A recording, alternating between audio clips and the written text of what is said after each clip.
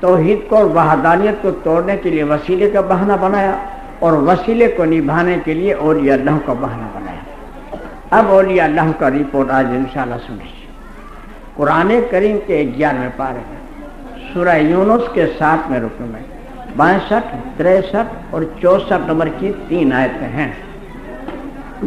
تو 62 نمبر کی آیت میں فرماتا ہے الا ان اولیاء اللہ لا خوف علیہم ولا هم یحزنون۔ اولیاء اللہ جو ہیں میرے خاص دوست ہیں، انہیں نہ رنج ہے، نہ غم ہے، نہ فکر ہے، نہ موت کا غم، نہ قبر کا غم، نہ میزان کا غم، نہ حشر کا غم، نہ پرصراط کا غم۔ وہ ہر غم سے بری ہیں کیونکہ اللہ کے دوست ہیں۔ جب قرآن یہ کہہ رہا ہے کہ اولیاء اللہ میرے دوست ہیں تو ایک مسلمان کا بچہ اولیاء اللہ کو نہیں مانے گا؟ یہ تو ہو ہی نہیں سکتا۔ کوئی مسلک والا ایسا نہیں ہے جو اولیاء اللہ کو نہ مانتا ہو۔ دنیا میں جتنے بھی مسلک ہیں سب بزرگان دین کو مانتے ہیں۔ جھگڑا کہاں پڑتا ہے یہ انشاءاللہ بعد میں بتائیں گے، آپ سمجھا؟ مانتے تو سبھی ہیں، اس میں تو کسی کا اختلاف ہے ہی نہیں۔ اللہ نے ان کو اپنا دوست کیوں بنائے؟ ان کا خلاصہ 63 نمبر کی آیت میں ہے الذین آمنوا وکانوا یتقون۔ یہ لوگ ایمان لائے اور پرہیزگاری اختیار کی، اپنا اپنا سمجھے، پرایا پرایا سمجھے، تو اللہ تعالیٰ نے ان کو اپنے دوست بنا لیے۔ پھر 64 نمبر کی آیت میں فرماتا ہے لَهُمُ الْبُشْرَى فِي الْحَيَاةِ الدُّنْيَا وَفِي الْآخِرَةِ۔ ان میرے اولیاء اللہ کو دنیا میں بھی خوشخبری ہے اور آخرت میں بھی خوشخبری ہے، دونوں جہاں میں ان کو مبارکباد دی ہے۔ لا تبدیل لکلمات اللہ، اللہ کی بات بدلتی نہیں، اللہ جو کہتے ہیں وہ کر کے رہتے ہیں۔ ذالک هو الفوز العظیم، یہ ہے بڑے سے بڑی کامیابی۔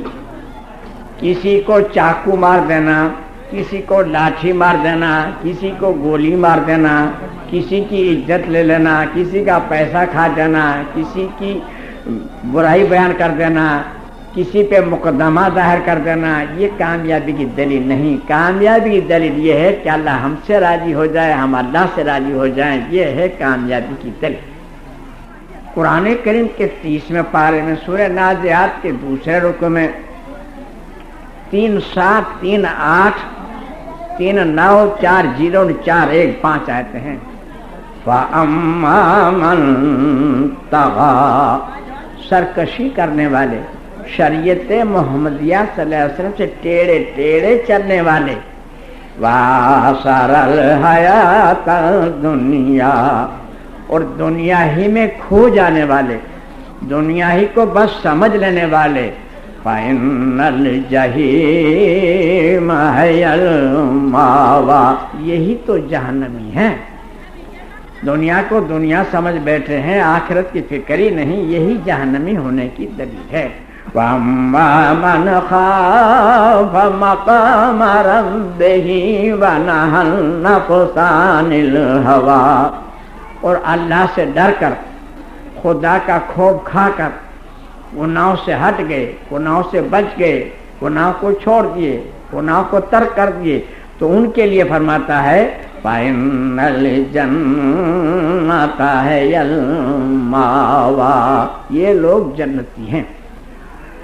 جنتی اور جہنمی میں ہمیں فرق قرآن کریم یہ بتا رہا ہے کہ جہنمی گناہ کو گناہ نہیں سمجھتے، اللہ سے نہیں ڈرتے اور کرتے چلے جاتے ہیں۔ جنتی گناہ کو گناہ سمجھتے ہیں، اللہ سے ڈرتے ہیں اور گناہوں سے بچتے ہیں اور چھوڑ دیتے ہیں، یہ اس کی نشانی بتائی۔ اب ان دونوں کا رپورٹ قرآن کریم کے 19ویں پارے میں سورہ شعراء کے 5ویں رکوع میں 9:0 اور 9:1 2 آیتیں ہیں۔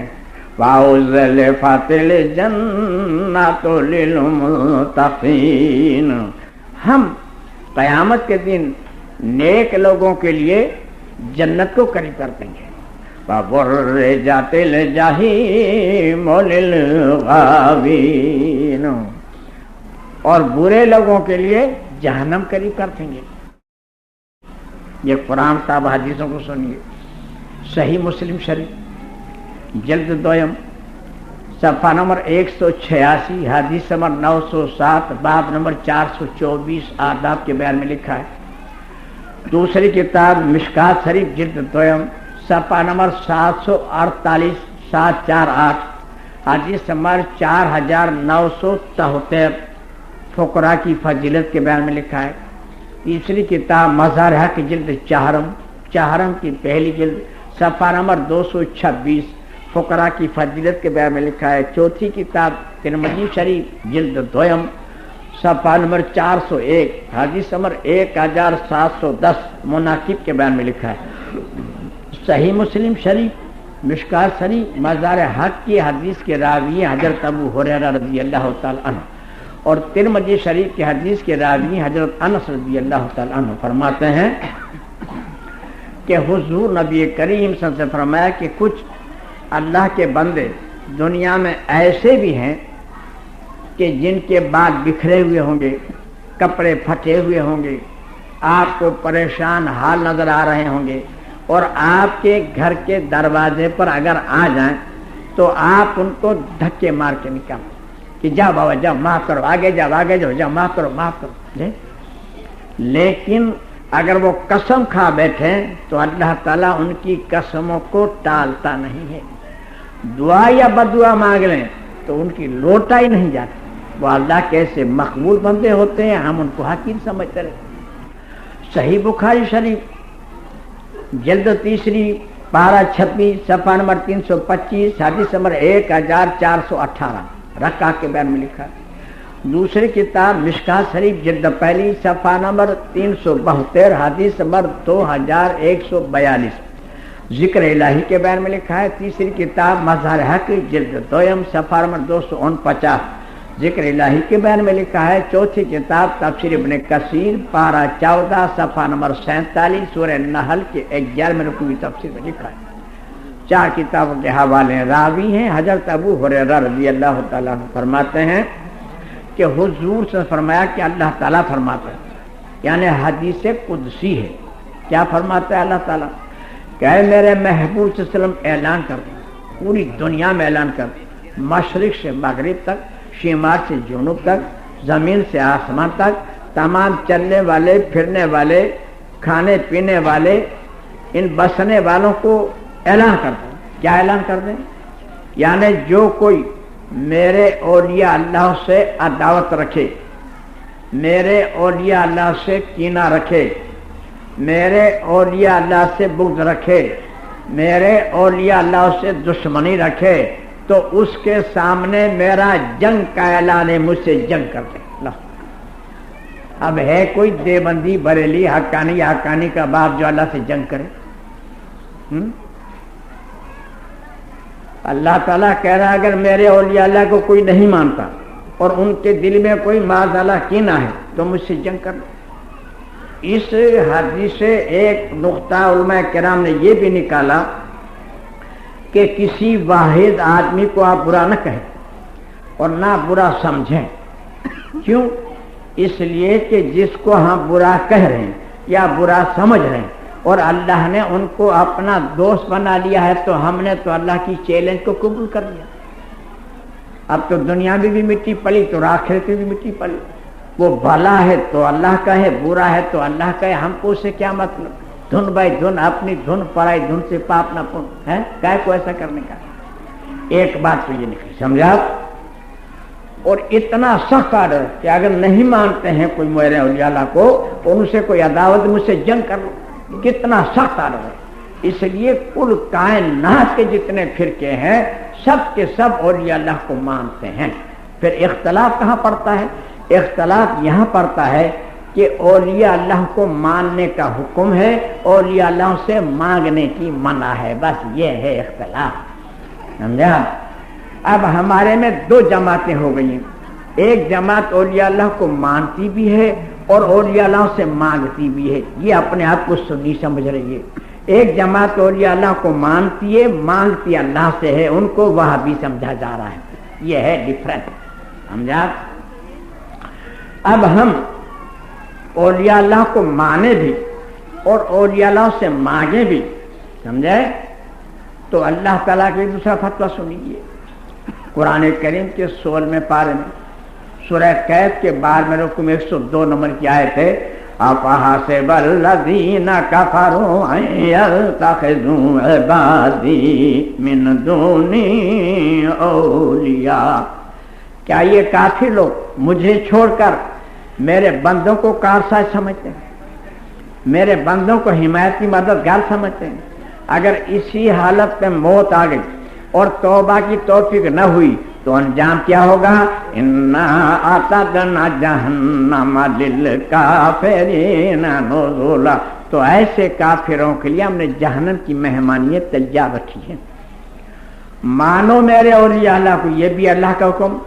مانگو مجھ سے، دوسروں سے نہیں، یہ بھی اللہ کا حکم. ہم کہاں جائیں بھائی میرے بتائیے. ایک بادشاہ تھے، بادشاہ تو وزیر سے کہا، بولے وزیر، بولے جی سرکار، بولے بینگن تو بہت اچھی چیز ہے نا. وزیر نے کہا حضور بہت اچھی چیز ہے، 2 روپے کی کلو ملتی ہے، امیر غریب سبھی بیچارے سال بنا کے کھا لیتے ہیں. آپ نے بہت وجہ فرمایا، صحیح فرمایا، بہت اچھی چیز. چلو بات ختم ہو. 4-6 مہینے ہو گئے تو بادشاہ نے کہا وزیر، بولے جی سرکار، بولے بینگن تو بہت بری چیز ہے نا. وزیر نے کہا حضور بہت بری چیز ہے، اس میں وٹامن تو ہے نہیں، گدھے کھا لیں، کوئی آدمی کے کھانے کی تھوڑی چیز ہے. آپ نے بالکل صحیح فرمایا. تو بادشاہ نے کہا بھائی عجیب کھوپڑی کا آدمی ہے، 6 مہینے پہلے میں نے بینگن کی تعریف کی تو تینے نے بھی پل باندھ دیا، اور جب میں بینگن کو برا کہہ رہا ہوں تم بھی برا کہہ رہا ہے، یہ کیا تو کہ. تو وزیر نے کتنا اچھا جواب دیا. وزیر نے کہا حضور ہم بینگن کے تابع نہیں، ہم تو حضرت کے تابع میں ہیں.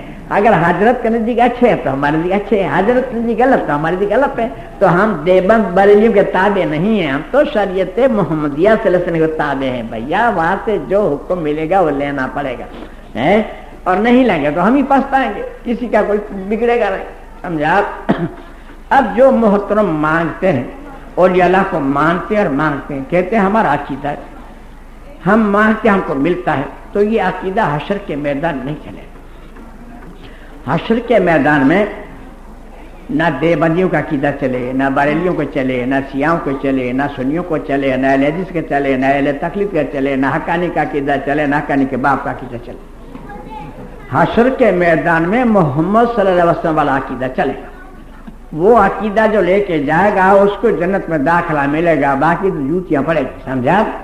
قرآن کریم کے 3 پارے میں سورہ ال عمران کے 9ویں رکوع میں 85 نمبر کی آیت ہے، فَمَن يَبْتَغِ غَيْرَ الْإِسْلَامِ دِينًا فَلَن يُقْبَلَ مِنْهُ وَهُوَ فِي الْآخِرَةِ مِنَ الْخَاسِرِينَ. دین اسلام کے علاوہ آپ کوئی بھی طریقہ لاؤ گے تو وہ ہم قبول نہیں کریں گے. وہ خسارے میں رہے گا، گھاٹے میں رہے گا، نقصان میں رہے گا، ٹوٹے میں رہے گا. اسلام کے علاوہ نہیں لائیں گے. قانون 1400 سال پہلے بن چکا ہے، یہ کوئی نیا نہیں بنے گا. سمجھا؟ دیکھیے عورتیں سب عورتیں ہیں، جسمانی اعتبار سے عورتوں میں کوئی فرق نہیں ہے. نہ کسی عورت کے 2 ناک ہیں، نہ کسی عورت کے 3 کان ہیں، نہ کسی کی دم ہے، نہ سینگ ہے. عورت ہے.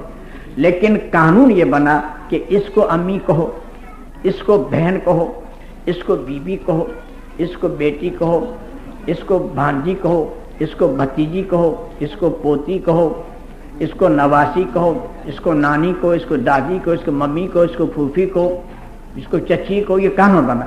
اب کوئی عقل کا اندھا یوں کہے کہ میری بیوی مجھ سے بہت پیار کرتی ہے اس لیے میں اس کو امی کہہ کے بلاتا ہوں، تو اب اس کا کیا علاج بولو؟